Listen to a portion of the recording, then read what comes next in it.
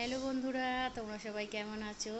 তোমাদের ভালোবাসা জানিয়ে আমি আমার ব্লগটি শুরু করলাম। আজকে খুব গরম, এখন তো খুব গরম পড়েছে, দেখতেই পাচ্ছ গরমে আমার কি অবস্থা।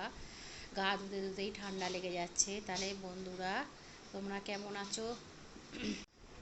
গরম যতই পড়ুক বন্ধুরা, রান্না তো করতেই হবে। তাহলে চলো কি রান্না করি তোমাদের সঙ্গে শেয়ার করি, তোমরা আমার ভিডিওটা দেখতে থাকো।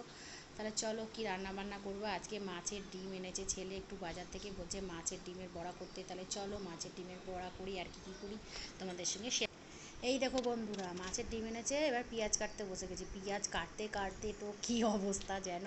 পেঁয়াজগুলো এনেছে খুব ঝাঁঝ, মানে পেঁয়াজ কাটতে কাটতেই চোখ দিয়ে জল বেরিয়ে গেছে। বলছে মাছের ডিমের বড়া করতে, তাই পেঁয়াজ কাটতে বসে গেছি। আর রসুন নিয়েছি, আর কাঁচা লঙ্কাগুলো বিশাল ঝাল।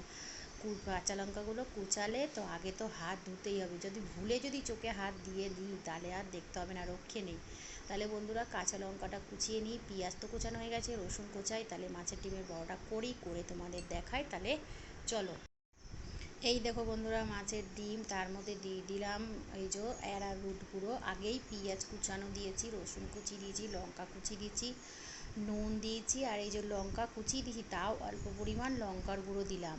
আর এতে লঙ্কা গুঁড়ো দিলাম কারণ কালারটা দেখতে সুন্দর হবে।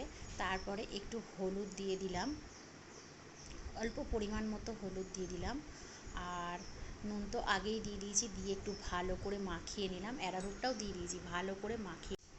তারপরে বন্ধুরা কী করলাম দেখো, সব দিয়ে মাখানো হয়ে গেছে। দুটো ডিম নিয়ে মাছের ডিমটার মধ্যে আবার ভেঙে দিলাম। মাছের ডিমের বড়া বা যে কোনোই বড়া করো, ডিম যদি ওর মধ্যে ভেঙে দাও খেতে খুব সুন্দর হয়। তাই দুটো ডিমটা মেখে কিছুক্ষণ রেখে দিয়েছিলাম বন্ধুরা। তারপরে গ্যাসে কড়া বসিয়ে তেল দিয়ে দিয়েছি। আর দেখো বড়া ভাজছি, বড়াগুলো কী সুন্দর লাল লাল কালার হয়েছে, দেখতে পাচ্ছ বন্ধুরা। কিছুটা ভেজে থালায় রেখেছি, আর এই যে ডিম মাখা রয়েছে চামচে করে করে নিয়ে দিয়েছি। হাতে করে নিয়ে দিলে তো সেই কীরকম লাবড়া লাবড়ি হয়ে যাবে, তাই চামচে করে নিচ্ছি, নিয়ে এক চামচ করে দিচ্ছি, দিয়ে বড়াটা ভেজে নিচ্ছি।